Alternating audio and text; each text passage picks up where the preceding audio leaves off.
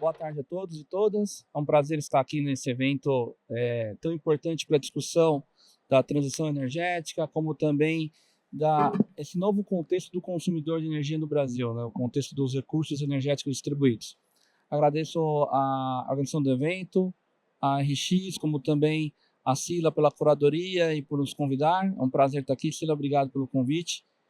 E nesse contexto dos consumidores, temos aqui um painel bem diverso e rico para uma discussão, no qual o pano de fundo é um contexto em que o consumidor brasileiro de energia ele se empoderou nos últimos anos, né? Então a gente vive um contexto hoje que o consumidor ele não é mais um usuário que paga a conta, né? Que era a visão que tínhamos até os anos até 2010, 2012 ali. A partir de 2014, quando começa a revolução dos recursos energéticos distribuídos, a gente vê um novo contexto de mercado de empoderamento do consumidor. Hoje o consumidor ele entende de energia, principalmente industrial, mas não somente industrial, também até mesmo residencial, com a geração distribuída, ele quer participar do setor elétrico, ele quer participar, ter poder de escolha sobre a sua conta de luz, vamos dizer assim. Então a gente muda de um paradigma de que o consumidor é acima de um pagador de conta para alguém que de fato toma decisões ativas, e isso muda toda a dinâmica de negócio. Então, com um painel bem diverso, contamos aqui com diferentes consumidores e participantes, investidores, no caso da Cemig-Sim. Eu tenho algumas perguntas aqui que a gente pensou para deixar esse debate bem rico e entender como que é esse novo contexto da transição energética e dos recursos energéticos distribuídos. Para começar, queria começar com a Gisele, da Sabesp, um player conhecido, obviamente, no estado de São Paulo, ele é central e no Brasil também é muito conhecido como uma empresa de referência, um consumidor de referência e um consumidor de grande porte, né?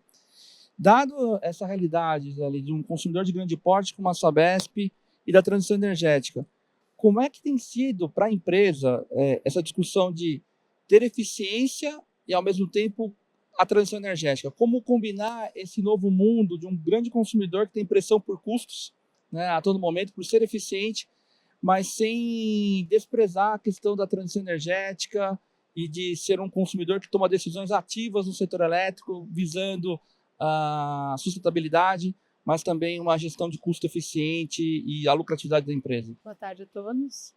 Primeiro, eu gostaria de agradecer o convite de estar aqui, né, para a gente fazer esse debate, vai ser muito rico. E falando um pouquinho da Sabesp, a questão da sustentabilidade, ela nos impacta diretamente, né? Seja porque a nossa matéria-prima, a principal matéria-prima, sendo a água, né, bruta, a gente depende aí de um regime, né, um ciclo de precipitação adequado, seja também pela pressão do custo de energia, né, que é um dos principais insumos que a gente tem aqui no setor de saneamento, né? Então, diante disso, sim, a Sabesp está entre os 10 maiores consumidores de energia do Brasil. A Sabesp é uma das maiores empresas do mundo, né? Então, realmente, a gente tem aí uma posição de destaque nesse mercado de consumo de energia, né? E a Sabesp, ela sempre se preocupou muito com a questão da eficiência dos custos e o impacto, né, do custo de energia nas suas operações. Em função disso, a gente sempre abordou a gestão de energia fundamentada num tripé. Então, nós temos ações que a gente pode classificar ali para redução do consumo de energia, né? Então, a gente busca ser mais eficiente a todo tempo, isso também impacta diretamente nos custos das nossas operações. Nós temos ações também para a gente aproveitar o potencial de geração de energia. Então, a gente está aí diversificando a nossa matriz, né? Colocando energia fotovoltaica nas áreas que a gente tem disponibilidade, fazendo aproveitamento do biogás para fazer geração de energia já em nossas plantas de tratamento, utilizando também potencial hidráulico. E também a gente tem as ações de ordem administrativa para a gente ter uma eficiência de custo diretamente. Então, a compra de energia no Mercado Livre, a gente já está atuando no Mercado Livre desde 2004. Então, a gente foi aí um dos primeiros a se aventurar nesse mundo, né? E hoje é muito relevante a nossa participação. A gente tem mais de 76% da nossa energia sendo fornecida no Mercado Livre, né? Então, isso tudo nos assegura aí uma condição de fazer uma previsibilidade dos nossos custos, diversificar a nossa matriz e buscar eficiência a todo momento, que também é um dos nossos valores, né, enquanto empresa, porque eu acho que está sendo bem divulgado aqui no mercado, né, para todos os clientes. A Sabesp tem aí o objetivo estratégico de antecipar a universalização dos serviços para 2029. E isso traz uma pressão enorme, né, que a estimativa de investimento de 70 bilhões em 5 anos. Então, a gente tem que buscar eficiência em todos os processos e fazer o aproveitamento também dos potenciais para geração. Outras ações também que a Sabesp tem desenvolvido aí para a questão energética é aproveitar o biogás também para abastecimento da sua frota. Então, a gente tem uma aplicação já que a gente tem como fonte de suprimento do combustível das nossas frotas, o esgoto tratado, o biogás, né, numa região lá em Franca. A gente também tem o fornecimento de água de reuso industrial, aqui numa das nossas plantas, na cidade de São Paulo, ali na ET ABC, e também o programa de redução de perdas, né? Então, a gente sempre está buscando ampliar a eficiência nos nossos processos operacionais para a gente ter uma pressão menor nos nossos custos. É interessante ouvir a sua fala, Gisele, porque muitas vezes a gente está na nossa casa, a gente não dá o devido valor à água, né? A gente simplesmente acha que ela está lá, é só abrir a torneira, está lá, está sempre disponível, então a gente não consegue muitas vezes entender ou imaginar o que tem por trás de uma indústria da água, vamos dizer assim, desde a sua captação, tratamento, produção e como a energia pode ser fundamental. E você também tocou um ponto que é muito relevante, que é a questão da sustentabilidade que a Sabesp sente na pele diretamente, né? Porque é uma indústria, vamos dizer assim, um segmento no qual as transformações climáticas e todos os impactos que tem no meio ambiente é perceptível ali no nível de captação de água, na qualidade da água que vem, uma série de detalhes, né? Então, muito interessante isso, essa abordagem da Sabesp como um grande player de energia, né? É exatamente isso. E atualmente a gente está passando por um momento muito crítico, né? Sobretudo aqui na região metropolitana de São Paulo, que a gente não tem tido chuvas aí há alguns meses. Então a gente está aí até com muita campanha, né, para ter conscientização da população que hoje a gente precisa ter um uso racional da água, porque é um recurso renovável. No entanto, a gente tem esses períodos, né, que a gente pode ser impactado severamente, como a gente está atualmente. É muito bom o seu ponto, porque nós, por exemplo, eu que sou do setor elétrico raiz, né, a gente estuda muito a questão da hidrologia, né? Então a hidrologia é muito importante para a gente. Então a gente consegue entender bem, não como funciona às vezes a indústria da água, vamos dizer assim, saneamento, mas a gente consegue entender muito bem como que a questão da hidrologia impacta a volatilidade hidrológica dos últimos anos, especialmente após 2000, 2005 para cá. A gente tem observado, mesmo para o setor elétrico, uma grande volatilidade no nível de hidrologia e como isso se reflete em impacto em preço e na operação do sistema de energia. Então é interessante ver como também isso impacta não somente a energia elétrica, e esse é um defeito, um problema que o setor de energia elétrica muito olha só para si, né? Então é legal ouvir de uma pessoa que está no setor elétrico mais do que a sua principal indústria é de saneamento. Então, obrigado, Gisele, pelas colocações. Interessante ver como a Sabesp tem se posicionado na questão da energia.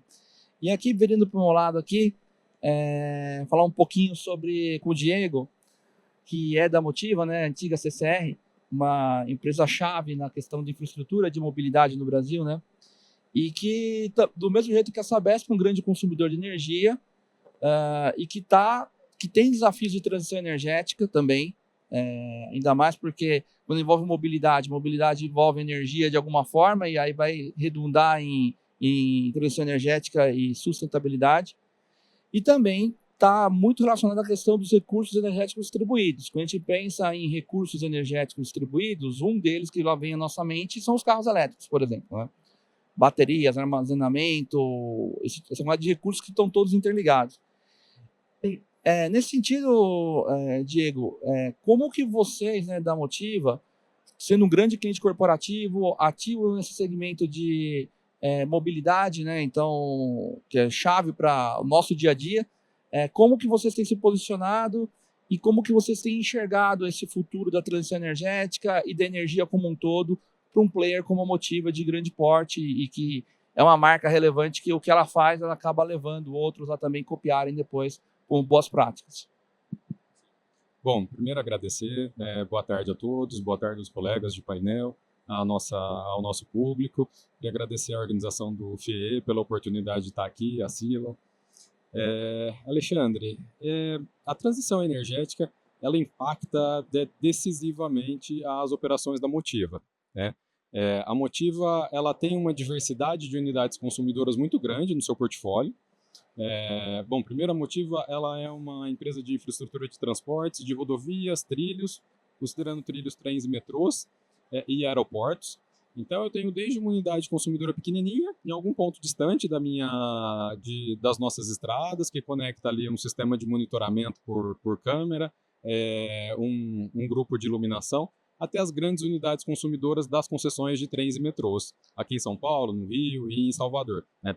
Então, assim, eu tenho uma diversidade de unidades consumidoras para atender e uma estratégia única não atende todo o grupo, né?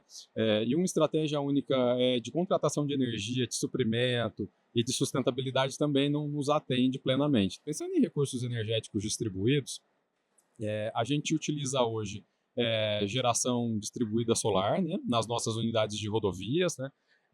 A gente utiliza hoje estratégia de autoprodução para as grandes unidades de trilhos, né, um projeto anunciado recentemente. Toda essa geração ela é renovável, né? A gente contrata muito a REC e a gente está muito atento ao desenvolvimento de projetos de baterias, que tem uma série de aplicações nos nossos modais, tá? Desde rodovias, garantindo o atendimento em regiões distantes das nossas estradas, até aeroportos, servindo como um estabilizador para garantir a qualidade da energia que chega nos equipamentos, né? Equipamentos de aeroportos são muito sensíveis, então a gente tem que manter um nível de qualidade de energia superior para atender esses equipamentos, e até em trens e metrôs, garantindo suprimento, sendo um backup, substituindo o diesel sempre que possível, como um backup para as nossas operações, com trens e metrôs, né, são serviços essenciais, então é importante que eles estejam à disposição para a população o tempo necessário, principalmente nos momentos de pico de uso, né, começo da manhã, final da tarde. Então a gente tem essa aplicação para baterias também, e na nossa visão, conforme a energia solar, as placas solares e as baterias vão ficando mais acessíveis, né, os preços elas têm se tornado tecnologias mais competitivas, ela dá uma posição, ela traz para o consumidor uma posição de maior autonomia na tomada de suas decisões, né? A gente não fecha mais só um PPA, né? Hoje a gente fecha PPA, a gente busca soluções também de eficiência de consumo, mas também usando dos recursos distribuídos, como GD e baterias. Bom, Diego, eu vou fazer uma brincadeira, porque nós que somos do setor elétrico, eu brinquei mais raiz, a gente tem uma série de jargões que muitas vezes o nosso grande público às vezes não conhece, que não trabalha no setor de energia. Então eu ia pedir para você traduzir o que é um PPA e o que é uma estrutura de autoprodução, porque para alguns aqui eu imagino que o que é PPA e o que é estrutura de autoprodução, a gente que é do setor de energia raiz está acostumado, mas se puder dar uma... Boa. O PPA é um contrato de longo prazo de compra e venda de energia elétrica, tá? É a sigla em inglês, Power Purchase Agreement. Então, assim, nesse setor elétrico raiz, né, a gestão dos consumidores, como eu fazia 10 anos atrás, era fechar um PPA com uma SASO boa, com uma sazonalização boa, né, um comportamento adequado ali para a sua curva de consumo mensal, e uma flexibilidade boa, né? 15% a mais, 15% a menos, 20% a mais, 20% a menos. Hoje, só fechar um PPA com essas características não nos atende mais, né, como consumidores, entendeu? O setor ele mudou, né, as variáveis de custos mudaram muito no setor, né? Antes um PPA travava custo, hoje ele já não trava mais. Então, o setor mudou, mas o desenvolvimento tecnológico e a redução de custo dessas novas tecnologias nos ajudam a fazer frente a esses desafios que estão aí. Bacana. E conta um pouquinho o que é uma autoprodução. Uma autoprodução é uma estratégia em que o consumidor ele pode investir, ele investe, né, em uma usina e usa desse consumo dessa geração para abater o seu consumo. E aí tem uma série de modalidades mas é uma modalidade pensada para atrair o investimento do consumidor para a geração de energia. Obrigado, Diego. E aí a brincadeira até para falar com o nosso público, né, até para interação também, esse é um dos dilemas do setor de energia elétrica hoje, né, porque cada vez mais era um setor muito fechado e cada vez mais está se abrindo e está vindo milhares de consumidores. E se tudo ocorrer bem, a partir de 2027, todos os consumidores do Brasil, inclusive nós, nossa residência, poderemos escolher também de quem comprar energia. Então esse vai ser um dos grandes desafios que o setor vai passar, que é se comunicar agora com a população como um todo, não mais somente com quem é um grande consumidor ou segmento de geração ou comercialização tradicionais. Então eu vou fazer algumas provocações ao longo do nosso debate, porque vira e mexe eu também falo um monte de sigla e o pessoal fala, Biana, traduz isso para mim que eu não entendi o que você quis dizer. Nessa linha também dos consumidores, do empoderamento do consumidor, agora eu vou apertar aqui e perguntar um pouco para o Marco. O Marco é da Volkswagen Caminhões, né? E quando a gente fala de recursos energéticos distribuídos, um deles, ou um dos principais, seguramente estamos falando de mobilidade, né? E a Volks é uma grande marca global, né? Todo mundo ama a Volkswagen, ou eu vou falar de Volkswagen desde que é criança, né? Eu brincava com carrinhos que imitavam carrinhos da Volkswagen, caminhãozinhos da Volkswagen. Então a Volkswagen é uma grande marca global e no Brasil é uma marca que os brasileiros gostam muito. Então, Marco, queria que você compartilhasse com a gente como que a indústria automotiva está enxergando esse novo ciclo no qual ela faz parte dessa revolução energética, de certa forma, essa transição energética / revolução energética, no qual os recursos energéticos distribuídos, a mobilidade, a gente enxerga tanto os carros de passeio quanto os caminhões como não somente para transporte, mas também, eventualmente, vai ser um grande hub energético ali. Você vai poder ligar teu caminhão ou teu carro e ali também injetar eventualmente na rede, né? Então, como é que a Volkswagen tem se preparado para esse novo contexto de mercado e de realidade? Bom, primeiro, agradecer aí o convite para participar, a oportunidade, especialmente a Sila, cumprimentar os meus colegas aqui de painel. E só fazer uma brincadeira antes, Alexandre, porque você falou, a partir de 27, o consumidor escolhe da onde comprar energia. Bem-vindo ao nosso mundo, é assim mesmo, a competição é essa, e o nosso consumidor escolhe quando é que ele vai comprar, qual é o caminhão que ele vai comprar, qual é o ônibus que ele vai comprar. Então, mas é divertido, não é ruim, não. Eu vou pegar um gancho aqui do começo da fala da Camila, quando ela fala de transição energética. É uma discussão muito grande hoje, se nós estamos num momento de transição energética, transformação energética ou adição. Porque, de fato, e ela fez esse comentário, eu peguei esse gancho, porque ela fala que essa transição, vou chamar assim, ela vai ser mais gradual do que a gente imaginava, né? Ela não vai ser tão imediata, exatamente porque os desafios são enormes. E a indústria automotiva, ela passa talvez por um dos maiores desafios que ela tem, porque você está transformando uma indústria centenária que se habituou a produzir e consumir dos seus veículos, para a mobilidade dos seus veículos, para a tração dos seus veículos, combustíveis fósseis, e que passa a ser necessário mudar, né, essa fonte de energia para movimentar esses veículos.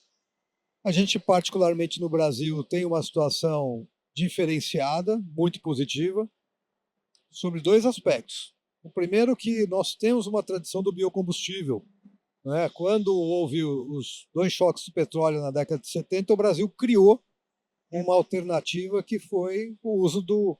Eu sou mais velho, então eu falo uso do álcool, né? Mas hoje a gente fala etanol, né? É mais bonito falar etanol, mas eu sou da época do programa do álcool, do Proálcool, né? Carro a álcool, tinha um slogan, né, do governo, que era carro a álcool, você ainda vai ter um. Mas quem consumia carro a álcool, você ainda vai esquentar um, né? Boa. É mais ou menos isso, né? Mas tem uma tradição muito grande então, no biocombustível. Na sequência disso, em 2003, a gente inicia o programa de produção e uso de biodiesel.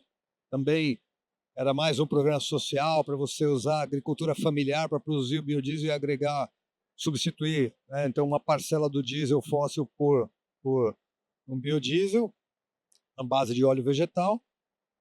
E aí a gente entra nessa maior transformação que a gente está tendo agora, que é o uso da eletricidade, né? Então, o uso de baterias. E uma das certezas que o setor automotivo tem é que o futuro é elétrico. A gente ainda não sabe exatamente como é que a eletricidade vai chegar no veículo, mas que ele é elétrico, ele é elétrico. Se vai ser bateria, se vai ser célula de combustível, isso a gente ainda não sabe, mas seguramente será elétrico. Só que essa transformação, ela não é simples. Como qualquer transformação tecnológica, ela tem um custo adicionado, que algumas vezes dificulta a introdução da tecnologia, e o mesmo desafio que nós, brasileiros, passamos lá no início da década de 80, quando começa o programa do álcool, de distribuir o álcool num país continental como é o nosso, e você ter nos postos de abastecimento bombas dedicadas de álcool, você tem agora com a questão da energia. Você precisa, de uma certa maneira, permitir que quem adquira um veículo elétrico possa carregar em qualquer lugar. E essa infraestrutura, ela não é simples de ser instalada num país do tamanho do nosso, e ao mesmo tempo não é barato fazer isso nessa transformação. E aí eu vou particularizar um pouquinho a estratégia da Volkswagen Caminhões e Ônibus, que é uma empresa, a gente não diz que a gente é uma empresa que produz caminhões e ônibus, a gente produz soluções de transporte de acordo com o que cada cliente deseja, que tem um histórico de inovação, e no seu DNA a inovação está presente. Em 83 a gente tinha caminhões movidos a álcool na época, já fizemos os de gás natural, agora biometano. É bom saber que a Sabesp vai produzir o biometano para a gente poder usar nos caminhões, porque é um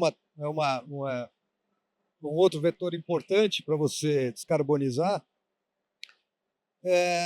E a nossa ação foi: como é que a gente começa a nossa jornada na eletromobilidade?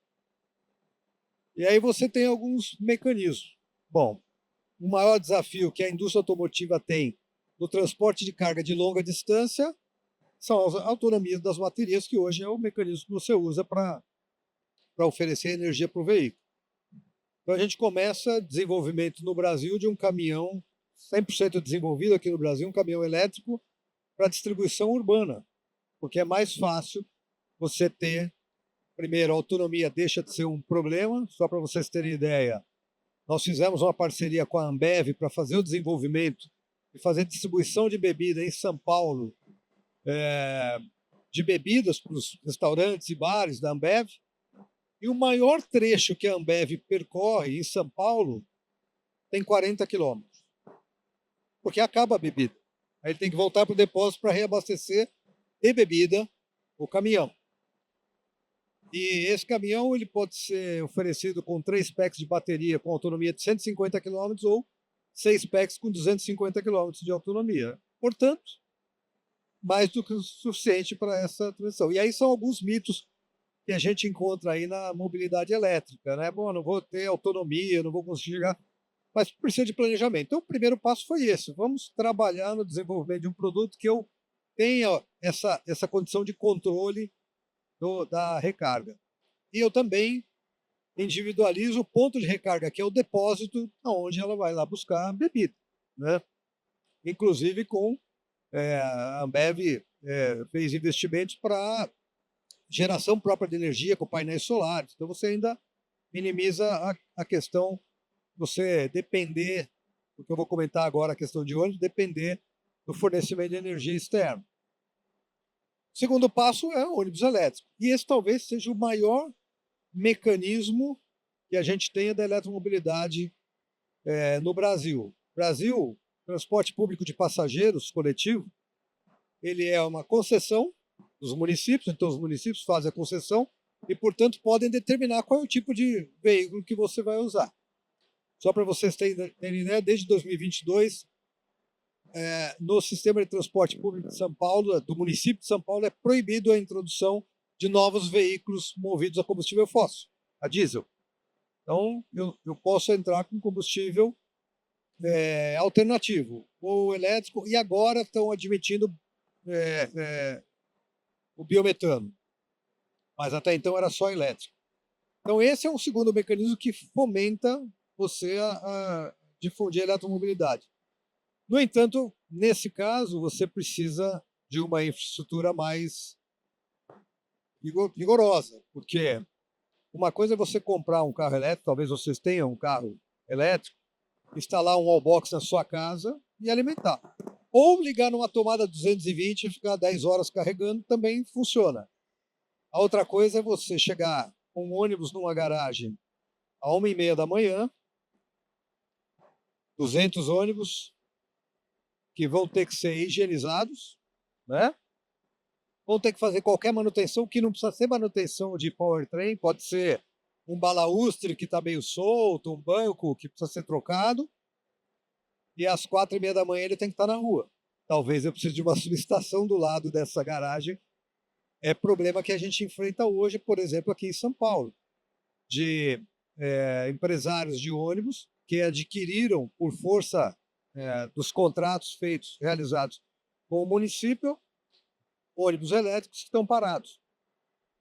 E esse desafio não é um desafio no Brasil, é um desafio no mundo. A Volkswagen Caminhões e Ônibus faz parte de uma holding de veículos comerciais chamado Grupo Traton, que tem Scania, lá da Suécia, International dos Estados Unidos, MAN da Alemanha e nós aqui no Brasil. Essa holding, a Traton, fez na Europa uma parceria com seus competidores, com a Volvo e com o grupo Daimler, Mercedes-Benz, para instalar 1.700 pontos de carregamento nas rodovias na Europa. Porque o poder público não consegue, na velocidade que você precisa, fazer esse trabalho. E você precisa de muito investimento para essa infraestrutura. Um dado que é importante que a gente observe: em todos os lugares do mundo onde você está tentando introduzir veículos elétricos, principais mercados, Europa, China, Estados Unidos, você tem incentivos para permitir que esse veículo entre no mercado. Um caminhão a diesel de 11 toneladas hoje no Brasil recolhe de ICMS 12%. O mesmo caminhão de 11 toneladas elétrico, em 21 estados no Brasil, 18%. Então, ao invés da gente ter o incentivo, a gente tem o desincentivo. Portanto, ele custa, além de custar mais caro pela tecnologia, ainda custa mais caro pela tributação. Não é maldade desses 21 estados. É porque quando foi determinado no Conselho Fazendário o valor uniforme de 12% de ICMS de veículos, alguns estados regulamentaram isso como veículos. Qualquer veículo, não importa qual é o combustível que eu estou usando.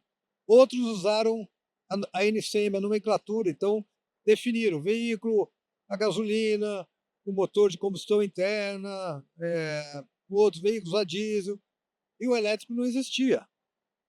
Então ele entra no outros, e os outros pagam uma tributação maior para evitar que alguém se aproveite disso.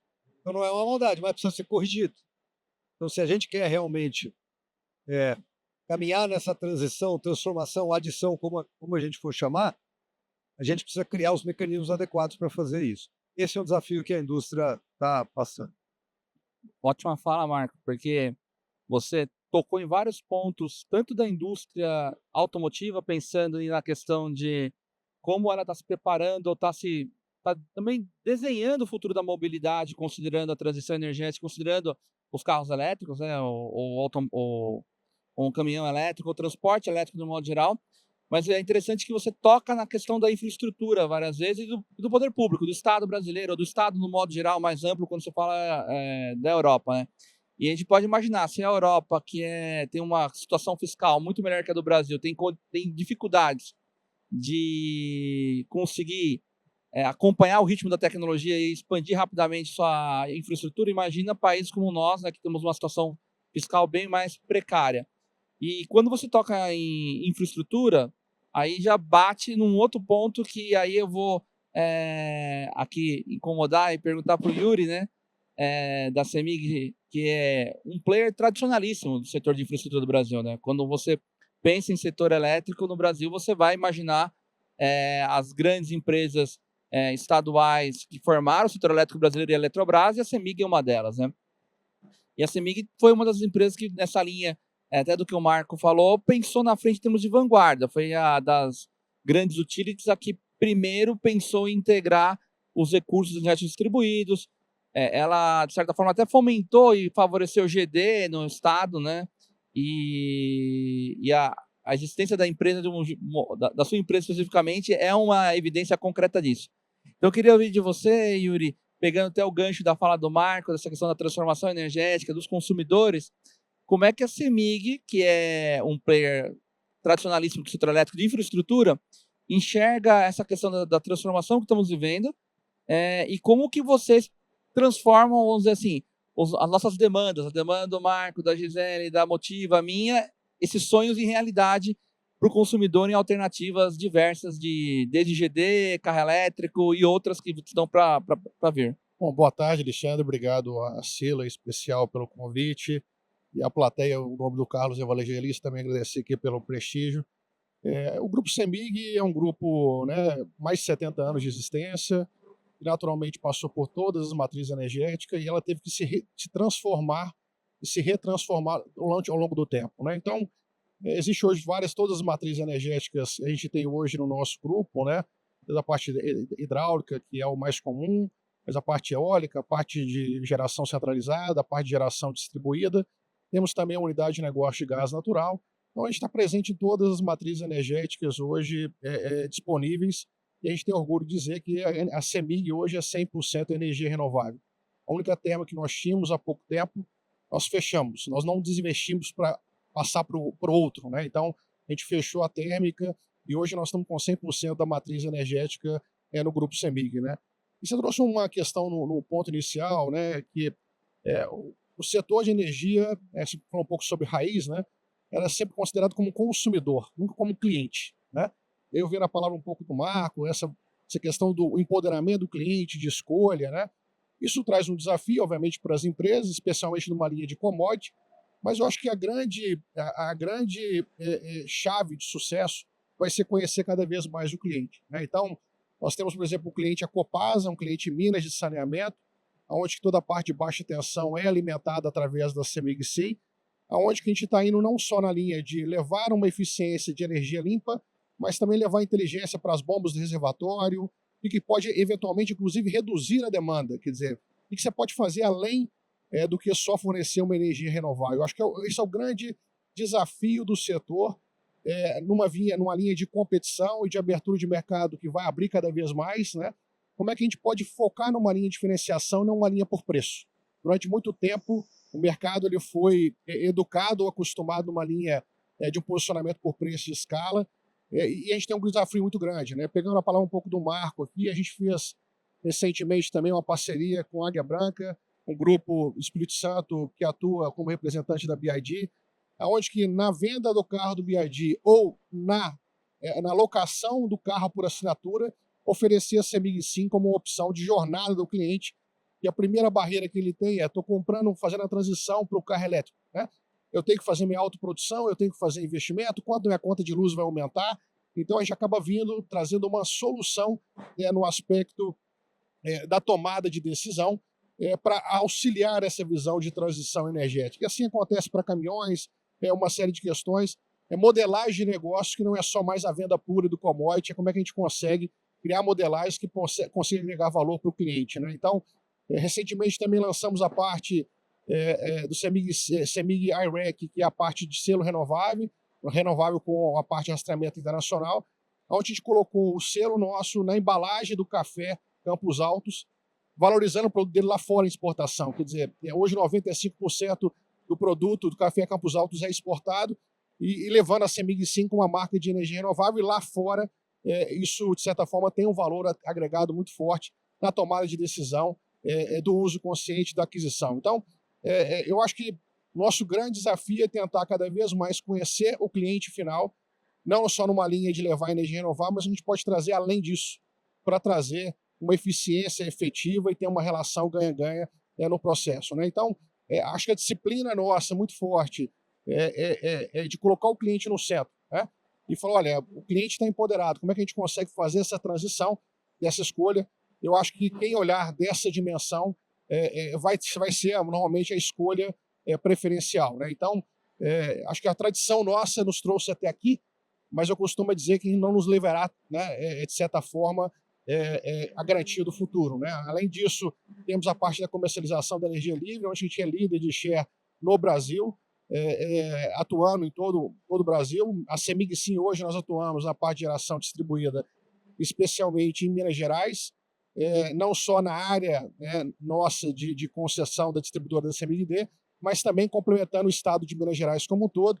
Nós estamos chegando próximo de 400 megawatt-pico, né? E ele, só para trazer uma linha de contexto que é geração distribuída, basicamente a parte de energia fotovoltaica, existe duas categorias: a parte de micro GD, que é onde que é a autoprodução, se faz um investimento, né, numa linha muito simples de explicar, o rooftop, né, faz o investimento sobre o telhado, onde que essa autoprodução, ela naturalmente, toda a energia gerada, ela é injetada e ela é compensada integralmente.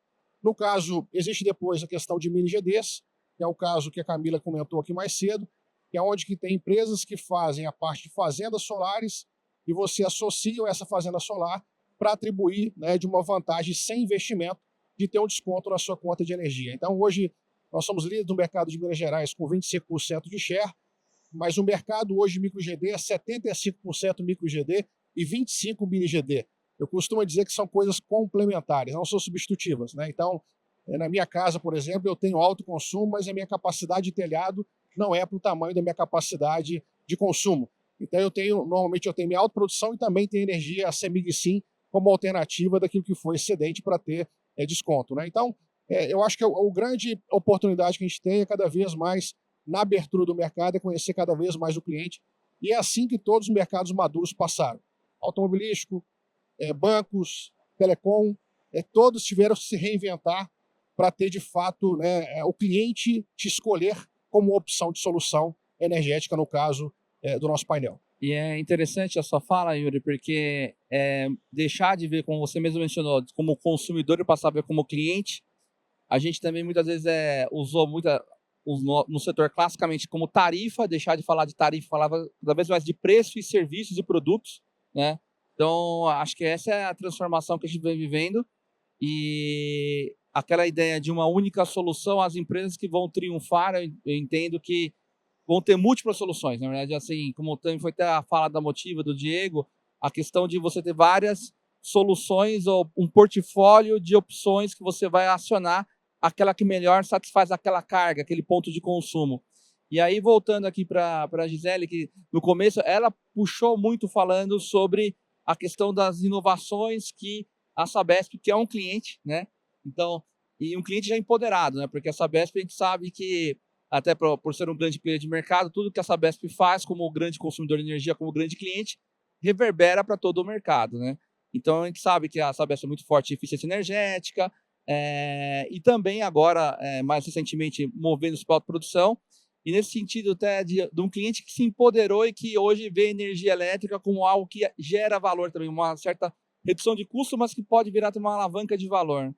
Gisele, o que você puder compartilhar com a gente das inovações que a Sabesp está planejando como um grande cliente de energia, como agora um ator também do setor elétrico? Então, né, até esclarecendo o ponto para o Marcos, a gente já produz biometano, tá, Marcos?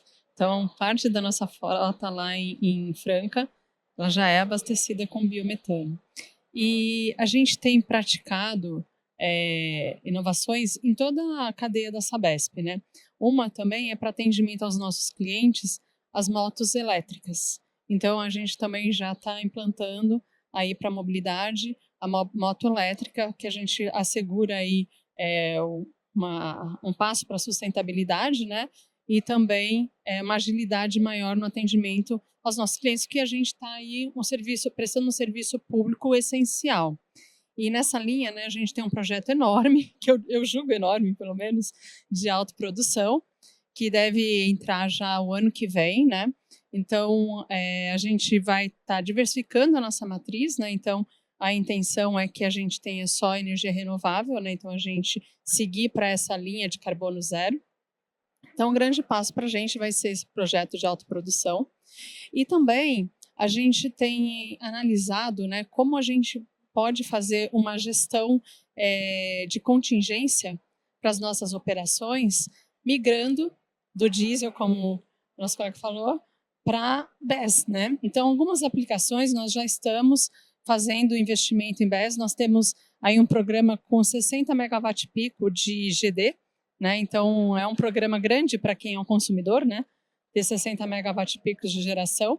E a gente está também incluindo o BESS para a gente poder ter aí uma gestão melhor de como esse recurso está sendo injetado na rede, tá? Então, a gente tem aí um cardápio, né? Com algumas inovações aí no mercado para a gente poder buscar ainda mais a eficiência na nossa gestão de energia. Para um consumidor é um projeto grande de GD, né? Não é um projeto pequeno, né? Então é um projeto bem expressivo que eu imagino que deve estar mudando a empresa até a forma como ela se organiza em torno de energia, né? A gente já tem 40 megas já em operação, então a gente não é só um sonho, né? Já é uma realidade e a gente está concluindo aí até o próximo ano também esses 60 mega, né? Então, com certeza, para a gente se organizar, nós temos muitas instalações espalhadas no estado de São Paulo. A gente tem quase 9.000 pontos de consumo, né?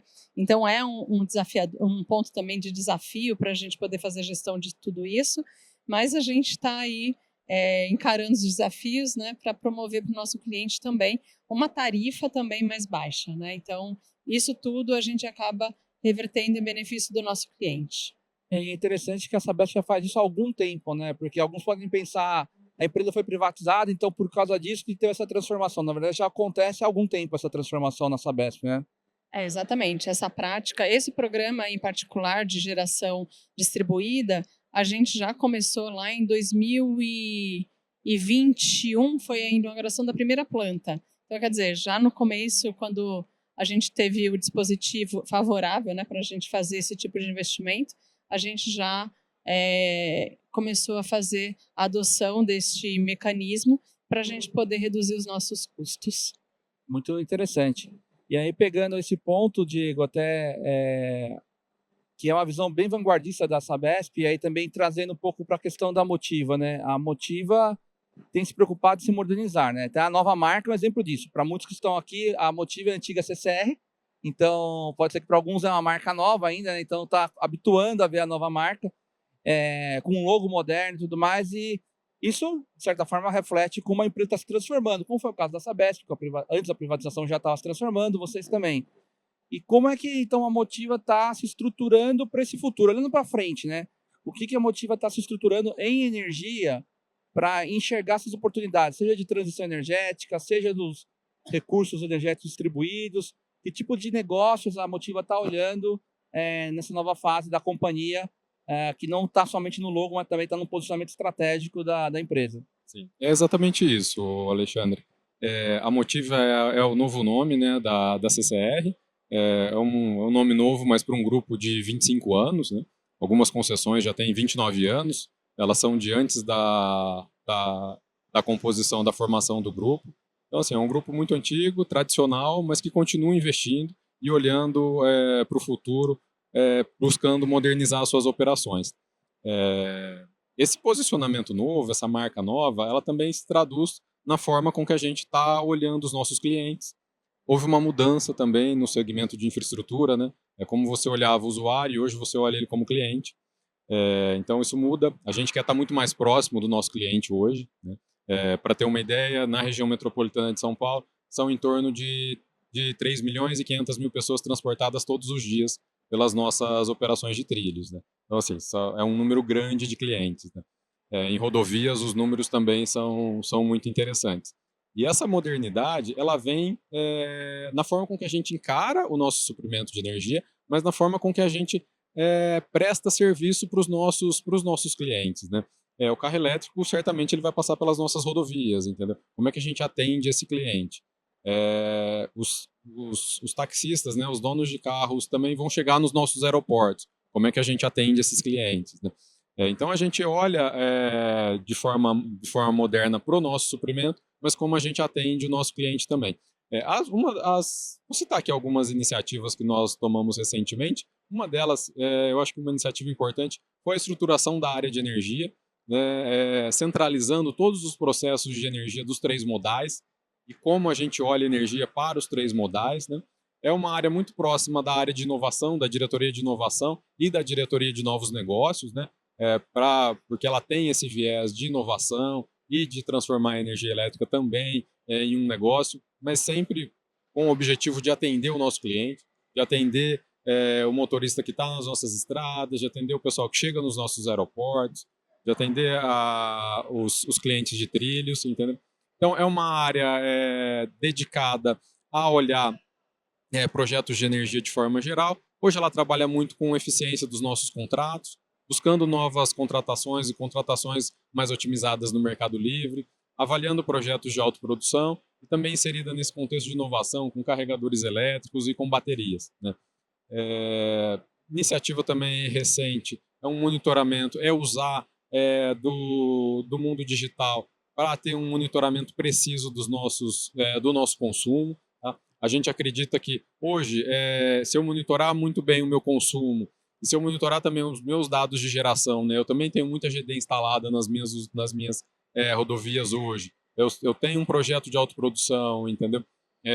Eólica também rodando, performando super bem, entendeu? Então, se eu acoplar, se eu conseguir trazer para um sistema digital com capacidade de processamento, com quantidade de dados, essas curvas de consumo e de geração, eu consigo um suprimento ótimo para o meu consumo e também olhar como é que eu atendo os clientes, principalmente com carregadores, e usando também baterias nas nossas estruturas. É interessante ver como que o consumidor de energia, ele passa agora também a ser um agente do setor elétrico, agente de energia também atuando no segmento, oferecendo serviços, né? Então, isso acho que é uma grande mudança que tem acontecido nos mercados de modo geral e faz parte do amadurecimento. E aí, pegando o gancho do que o Marco falou no primeiro ciclo, né? É a questão de a competitividade faz que um ator que hoje é teu competidor, ele vire teu parceiro, né? E foi até o exemplo que ele deu mesmo, que na Europa as empresas, as concorrentes no segmento de transporte, de caminhões, por exemplo, se uniram para criar uma infraestrutura que atender a todas, né? E então isso mostra como cada vez mais a gente tem que mudar a forma de enxergar negócios, né? Não dá para enxergar a moda antiga, onde aquele é meu competidor, então vou querer destruí-lo. Não, muitas vezes eu vou querer estar junto com ele. E no setor de energia isso é cada vez mais perceptível. Eu queria só puxar um pouco da fala do Yuri, né, Yuri? Yuri, as parcerias entre nós, assim, consumidores e grandes geradores, elas são fundamentais e é o que mais me anima nesse momento de setor, sabe? A gente tem um parceiro lá com um projeto importante, é uma grande companhia de eletricidade e a gente discute, conversa com ele sobre soluções de PPA, soluções de autoprodução, baterias, entendeu? Carregadores elétricos. Então, assim, é uma parceria que os consumidores, os grandes consumidores de energia, né, Gisele, estão construindo com as grandes companhias do setor elétrico. Então, assim, na minha opinião, isso exige times multidisciplinares, uma capacidade ampla de analisar os desafios que a gente precisa encontrar, e essa parceria é fundamental para a gente vencer e prestar um serviço melhor. E pegando o gancho do ponto de parceria que você falou, e de olhar o todo, né? Então acho que é muito isso, de a gente olhar cada vez do todo. Igual a Sabesp está olhando o todo, Motiva olhando o todo, a CEMIG olhando o todo também de uma outra forma. E no caso da Volks, até eu vejo muito ter que se preocupar com os caminhos e os destinos do país, né? Porque a depender para onde o país vai, determina como vai ser o posicionamento da empresa e como que a empresa vai conseguir ter novos negócios, né?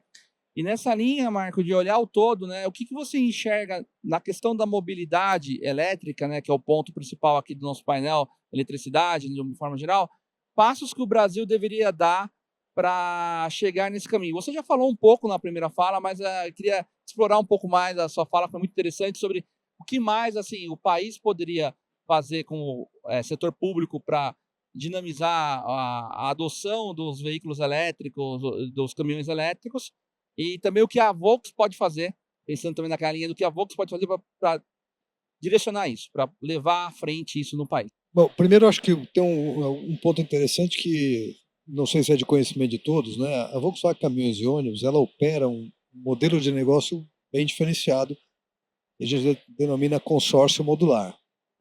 Nós não temos nenhum funcionário nosso na linha de produção. Nós temos o que normalmente a gente chama de fornecedor de componentes, nós chamamos de parceiros. E esses parceiros, eles fornecem o componente e eles fazem a montagem no processo produtivo. Então é um processo que, se você olhar, parece convencional, mas quem está fazendo cada etapa desse processo é quem fornece parte desses componentes. Então a Maxon fornece chassi, ela monta o chassi na linha de produção, a Cummins Meritor fornece o eixo, é ela que vai montar o eixo na produção. A nossa responsabilidade é o desenvolvimento do produto e, ao final, controle de qualidade, venda e pós-venda. E esse modelo a gente usou para a mobilidade elétrica. E a gente criou, na época que a gente começou a trabalhar nesse projeto, em 2017, o que a gente chamou de e-consórcio. Mesmo modelo de negócio, trazendo parcerias. Então, eu não vendo um caminhão elétrico, eu vendo uma solução completa. Se o cliente quiser, eu tenho quem faz o carregador, eu tenho quem fornece energia. Então, eu quero energia, mas eu quero energia certificada ali. Eu tenho. Então, você fornece toda a solução completa para ele poder operar o produto. E aí eu vou entrar na sua pergunta agora. O Brasil não é, talvez não tenha uma vocação muito grande de planejar as suas coisas, né? Eu falo de poder público. Logicamente as empresas privadas têm, mas o poder público normalmente cria políticas de governo e não de Estado. Às vezes reativas também, né? Políticas reativas. Né? Mas é assim, meu mandato é esse, eu vou fazer nesse mandato. E normalmente quem chega depois, usualmente, raras exceções, olha para trás e fala, não, isso que foi feito está tudo errado, eu vou fazer de novo agora. Então acho que o primeiro passo é olhar com um olhar um pouco mais distante para entender o que a gente quer para a mobilidade do país, lembrando que o inimigo é o CO2. Chamando assim, resumindo a questão da mudança climática. E entendendo, então, quais são os passos que você tem que dar. Mas a gente tem que também reconhecer alguns esforços que estão sendo feitos. O governo federal lançou, mais recentemente, mas já é uma sequência de programas que foram feitos do setor automotivo, o programa Mover, Mobilidade Verde, no qual você estabelece metas de eficiência energética para os veículos.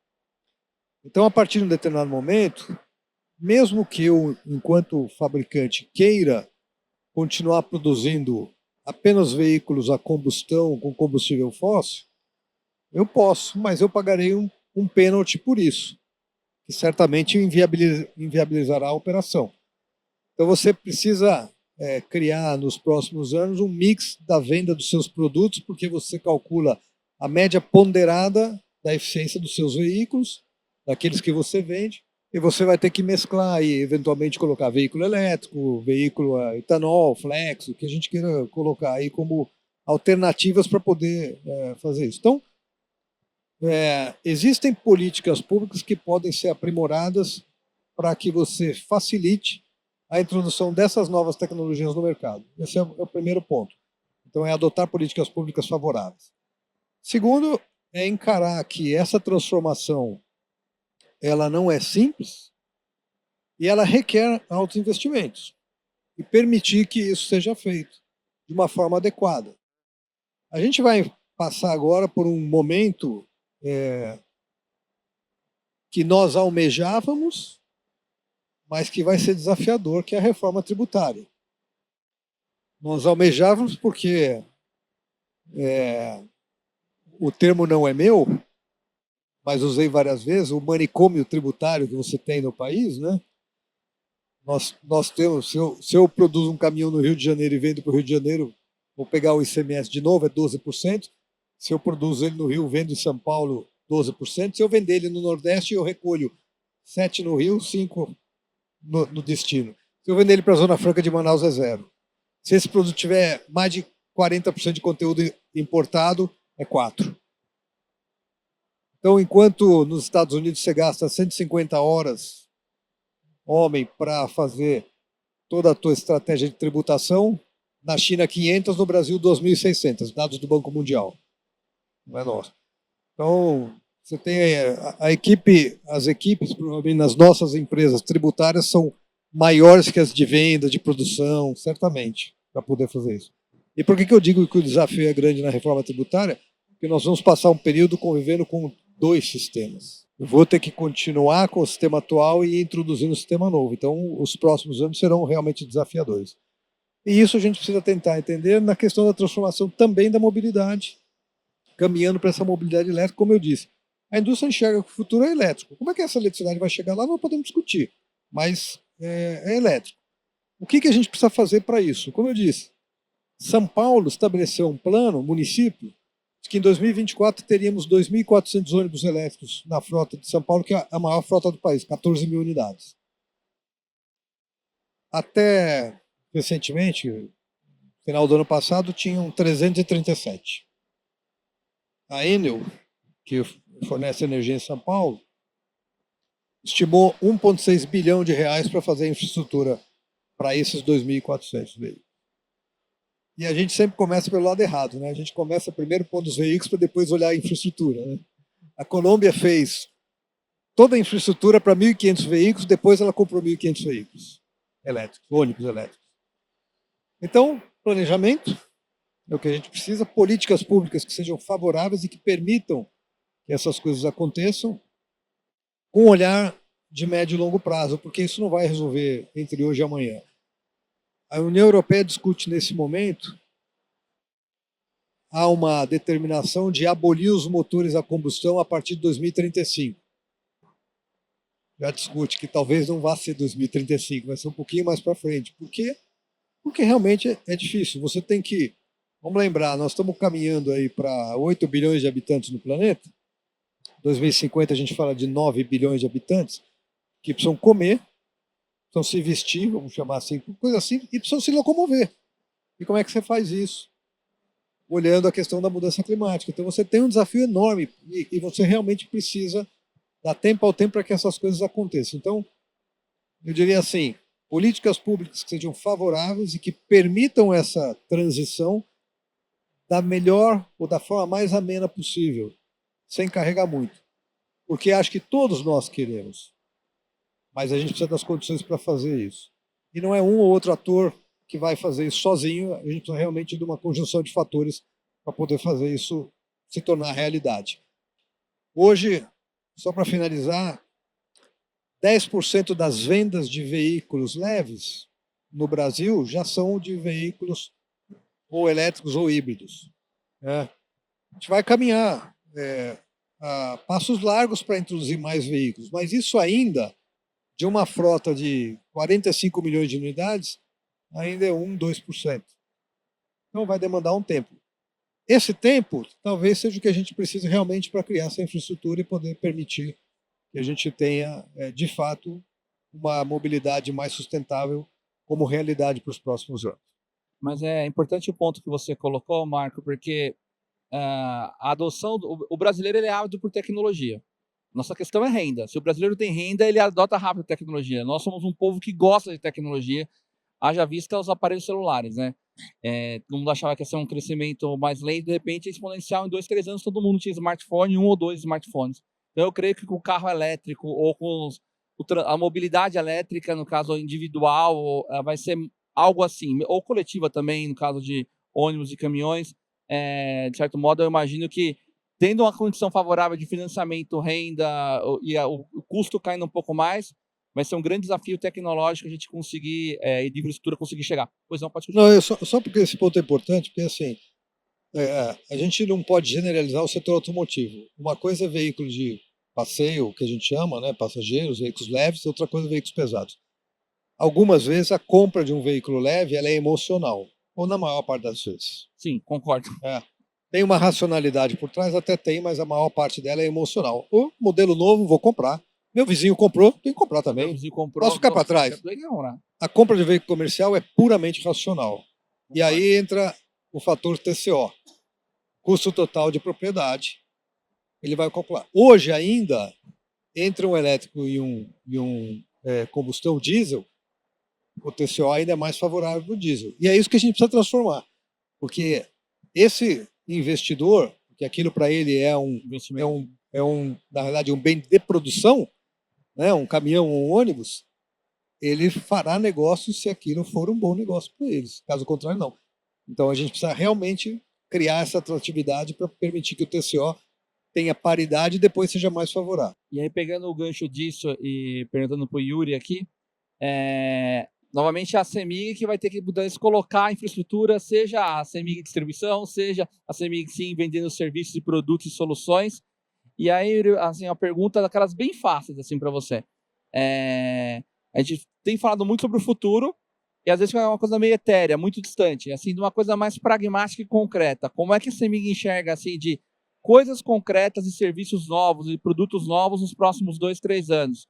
Você acredita que a gente, num curto prazo, vai conseguir ver uma proliferação das baterias, que tem a ver muito com ganho de escala dos veículos, né, que começou na China, e também de uma maior digitalização, que vai poder, por exemplo, atender melhor clientes residenciais ou clientes como a Motiva, como a Sabesp? A questão da digitalização está como pilar estratégico transversal da companhia, né? Pensando numa visão de uma evolução constante e de uma questão de posicionar no fato de diferenciação, a gente não vê outro caminho a não ser ter um posicionamento muito forte de digitalização.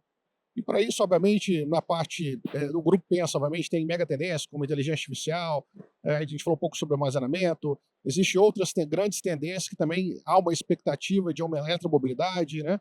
Algumas verticais que têm a tendência de aumentar a demanda, que eu acho que a grande expectativa de mercado é como é que criar demanda também para ter produtos que a gente possa também oferecer e tá preparado. Eu diria que o problema, a gente teve um crescimento, no meu caso da CEMIG Sim, né, muito exponencial da parte de geração distribuída, o mercado inteiro, assim, não foi só a CEMIG Sim, e a gente precisa fortemente atuar numa visão de digitalização, pensando na experiência do cliente. Então, hoje a gente tem vários agentes, né, com inteligência artificial, desde balanço energético, desde atendimento a cliente. Hoje 60% do meu atendimento é via chatbot, coisas que parecem ser óbvias para outros mercados mais maduros, mas não existia nada no mercado, que é um mercado que cresceu muito rápido e talvez muito pautado sobre a ótica da solução técnica e não da experiência do cliente. Então, a gente tem um caminho muito longo para ser feito nesse processo, e é isso que a gente tem feito, né, e tem tratado lá.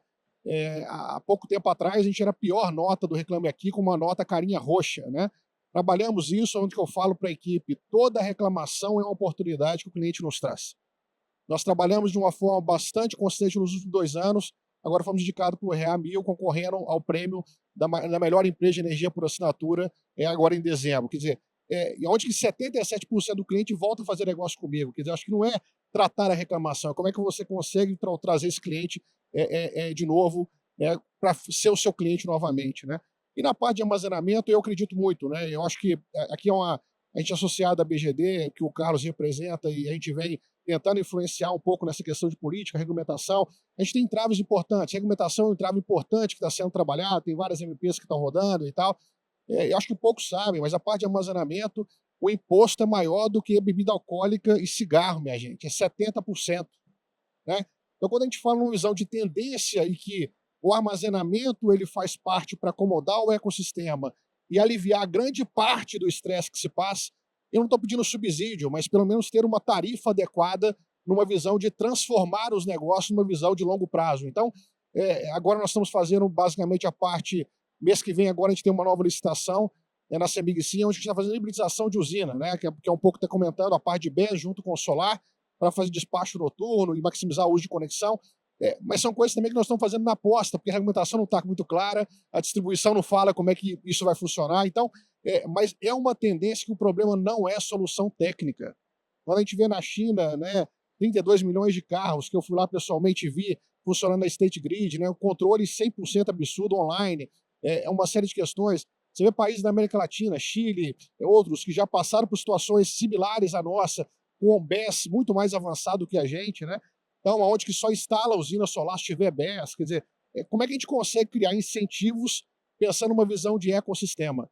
Eu costumo dizer e falar que, assim, acho que durante um bom tempo, cada um olhou a sua parte da matriz energética que era melhor para cada um. E eu não sei se é bom ou se é ruim, mas numa visão otimista e não sarcástica. Acho que está ficando ruim para todo mundo. Quando fica ruim para todo mundo tem que sentar e discutir. Então, eu acho que já passou da hora da gente tentar ir numa linha promissora, onde que a solução técnica não é o maior desafio, tem aplicado no mundo inteiro, né? Mas como é que a gente consegue trazer isso e tropicalizar para ser um vetor de crescimento do nosso país, que pelo potencial que nós temos, a gente não tem dúvida nenhuma que a gente tem uma posição privilegiada, e eu costumo dizer, ainda, quando a gente fala 97% da matriz do Brasil é limpa, quando eu falo lá fora, 100% da energia limpa da CEMIG, o cara olha e fala assim, não tem lógica, como é que esse cara consegue fazer, né? Mas outros países estão passando e vão passar a gente. Quer dizer, nós somos primeiro nessa visão, por isso que às vezes quando fala de transição energética, eu não sei se combina muito com o jogo, porque a gente já está, teoricamente, já fez a transição, né?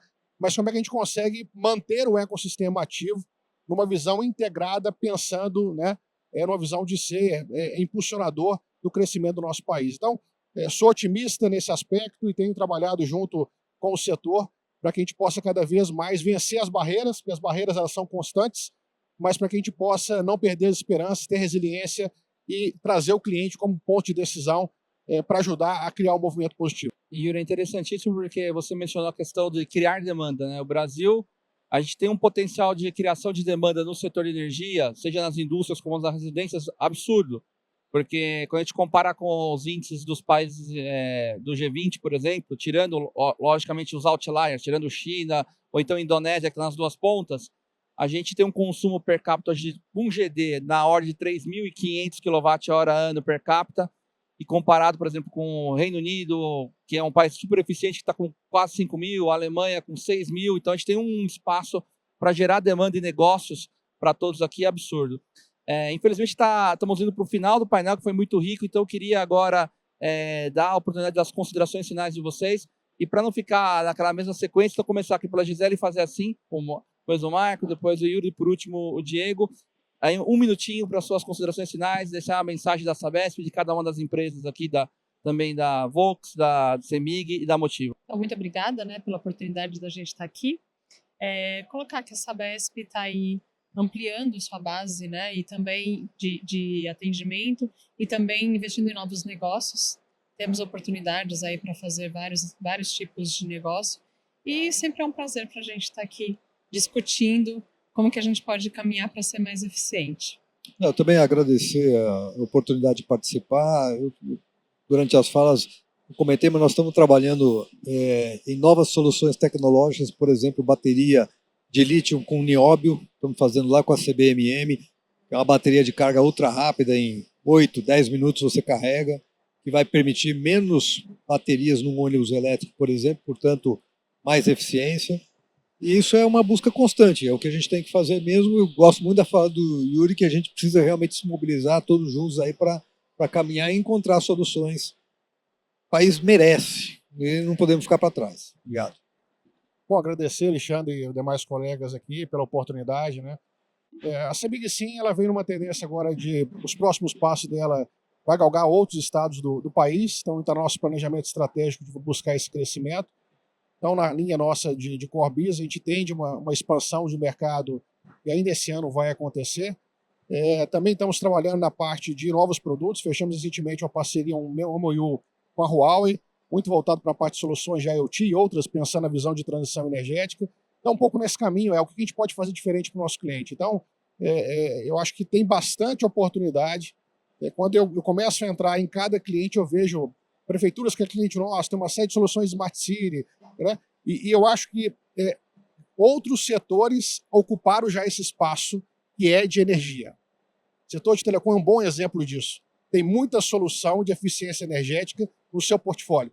E as empresas de energia não têm no seu portfólio produtos de energia e eficiência energética. Então, nós temos que recuperar um espaço perdido, mas a gente tem a legitimidade para fazer isso numa proporção talvez muito maior do que foi feito até hoje. Então, muito obrigado pela oportunidade aqui mais uma vez. Quero agradecer a oportunidade de estar aqui, agradecer ao FIEE, agradecer ao Alexandre, aos colegas pelo debate, e dizer que a Motiva ela é um grupo antigo, tradicional, já com seus 25 anos, né? Antiga CCR, hoje Motiva, mas com um grande apetite para crescer e para desenvolver os serviços que é prestado, né? A gente tem, principalmente em rodovias, né? As rodovias, ela passa por um momento de transformação muito grande, né? As rodovias elas estão se transformando em estradas inteligentes, né? Iluminadas, conectadas, monitoradas. Um exemplo disso é a RioSP, a Dutra, né? A Dutra, ela vai ser iluminada de São Paulo até o Rio de Janeiro e toda conectada. A gente vai ter sinal de internet durante todo o percurso, a gente vai ter iluminação durante todo o percurso. Isso é uma tendência que a gente deve levar para as nossas outras rodovias. E em trilhos também, energia, a empresa tem apetite em continuar investindo em trilhos, e energia é insumo fundamental para essa operação. Então, a energia é um assunto discutido à exaustão dentro da companhia, para a gente continuar crescendo e para a gente continuar melhorando o serviço que é prestado para os nossos clientes. Obrigado, Diego. Obrigado a todos. Obrigado à plateia pela audiência aí. Foi muito legal ter esse debate com vocês.